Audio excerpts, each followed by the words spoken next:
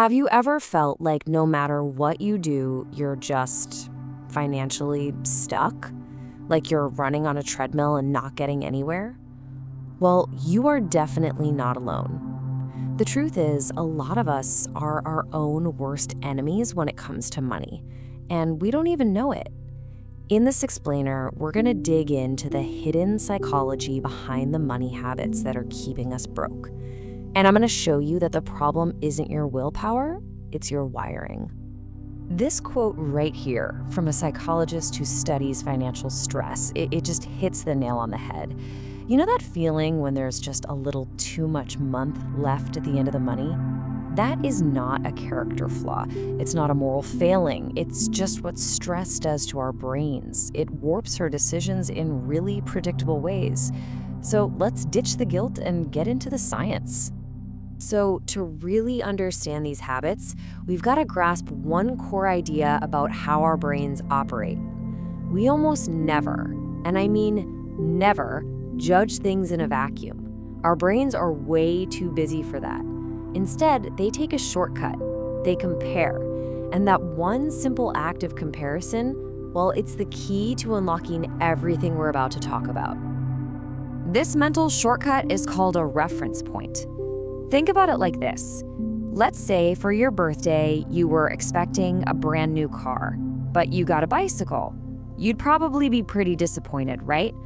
But what if you were expecting nothing and you got that exact same bicycle? You'd be thrilled. The bike didn't change. What changed was your expectation, your reference point. This little concept is the secret ingredient behind so many of our financial choices.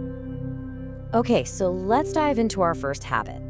This is all about how the world around us, our friends, our family, and yep, especially our social media feeds, sets up these reference points that can quietly bleed our bank accounts dry.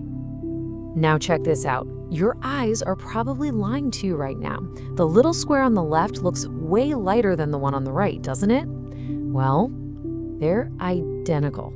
I promise. They are the exact same shade of gray. The only thing that's different is the background, the reference point. And this is exactly what happens every time we scroll through Instagram or see the neighbor's new car. Our entire perception of what's normal or what we need gets totally warped. And that leads us straight to this habit, spending for what we could call visible belonging. Look, this isn't about being flashy or materialistic. It's about a deep human need to fit in. We buy the right things to send a quiet signal to everyone that, hey, we're doing okay, we belong. It buys us a sense of social safety, but the real cost is that it often comes at the expense of things that create actual real security, like an emergency fund or paying down debt. So, what's the fix? It's simple, but it's incredibly powerful. You just have to reframe the goal. Change the game. Instead of chasing this vague feeling of belonging, create a concrete family stability list. Put things on it like build a 6-week emergency fund or finally go to the dentist. Then, the next time you feel that pull to buy something for status, fund an item on your stability list first. What you'll probably find is the urge to buy that other thing just fades away because you've already bought the real confidence you were actually after. All right, on to habit number 2. Now, this one isn't about keeping up with the Joneses. It's about what happens when we're just trying to keep up with life itself, when our brains are just running on fumes. You see, research has this great term for it, cognitive bandwidth. Think of your brain's ability to make smart, long-term decisions like the battery on your phone. When you're stressed out because you're short on time or short on money, that battery gets drained fast. It forces you to focus only on what's right in front of you, which makes that little impulse buy feel like a huge relief and makes thinking about your retirement feel completely impossible. The solution here has nothing to do with getting more willpower. It's about moving your decisions upstream, making them when you're calm and your brain's battery is fully charged. You pre-decide. Create one master grocery list you can just reorder every week. set a calendar reminder to pay bills on a quiet Sunday morning, not a chaotic Friday night. And for all those tempting online purchases, just put them on a 48-hour list. If you still want it 2 days from now, fine, consider it. You're simply building a system to protect your tired self from your tired self. Okay, let's talk about our third habit. This one is a really subtle psychological trap, and it's set by the very companies we borrow money from. It uses that whole reference point idea against us. This S-shaped curve comes from a Nobel Prize-winning idea, and it basically shows something we all feel intuitively. Losing hurts way more than winning feels good. See how the curve on the losses side is way steeper? That means the pain of losing $100 is much, much stronger than the joy of finding $100. So when you look at your credit card bill, paying that big, full balance feels like a huge, painful loss. But that little minimum payment, it feels small, manageable, safe. So the bank's entire plan is to make that minimum payment your anchor, your reference point. But you can set a new anchor. Don't let them set the terms. You set them.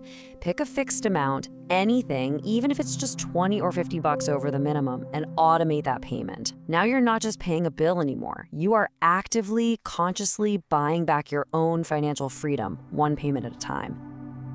Our last habit isn't really about one single choice. It's about the design of our entire financial world. It's about friction and flow, and why it feels so incredibly easy to spend money and so hard to save it. The psychology behind this is dead simple. Inertia. We just stick with whatever is easiest. And look, this isn't because we're lazy. It's because our world has been perfectly designed for spending. One-click checkout, saved credit cards, auto-renewing subscriptions. The path of least resistance, that lazy river, has been engineered to flow directly out of our bank accounts. So the fix is to flip the friction. It's a two-step move. First, make the good things effortless. Automate your savings. Have money transferred to your savings account the day after you get paid, before you even see it. Second, make the bad things just a little bit harder. Go into your favorite online stores and delete your saved credit card. That's it. Just those few extra clicks are often enough to stop an impulse buy in its tracks. So let's bring this all home. If you take away just one single thing from our time together today, please make it this. This is it.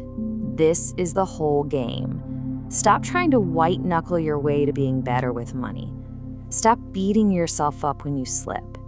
Instead, think of yourself as an architect. You're the architect of your financial life.